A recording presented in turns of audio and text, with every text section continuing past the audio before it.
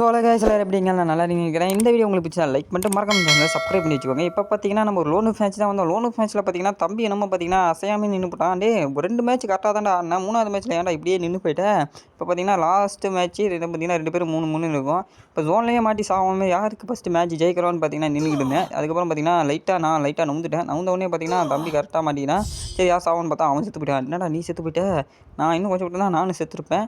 யாருக்கு மேட்ச் ஜெயிச்சிருப்போன்னு தெரியல. இப்போ பார்த்தீங்கன்னா நாம் ஒரு மேட்ச் ஜெயிச்சிட்டோம். இன்னும் ஒரே ஒரு மேட்ச் தான் இருக்குது. இந்த மேட்ச்சில் நம்ம ஜெயிச்சிட்டோன்னா பூயா நம்மளுக்கு தான். இந்த மேட்ச் நம்ம ஜெயிக்கலாமா இல்லை அவனுக்கு பூயா விட்டு கொடுத்துடலாமா? ஆனால் 2 மேட்ச் ஜெயிக்கணுமே அவன் இன்னும். ஓகே போய் பார்ப்போம். தம்பி அசைஞ்சானா நம்மளுக்கு பூயா விட்டு கொடுத்துருவோம். ஓகே எங்கே இருக்கா தம்பி? அசையாமலே நிற்கிறானே, ஏன் இப்படி பண்ணுறானே தெரில. ஓகே இப்போ பார்த்தீங்கன்னா கேரக்டர் ஸ்கில்லை போட்டு பைபிளை மாட்டிவிட்டோம். இந்த கேரக்டர் ஸ்கில்லை போய் யூஸ் பண்ணுறதே கிடையாது. இப்போ தான் யூஸே பண்ணுறேன்.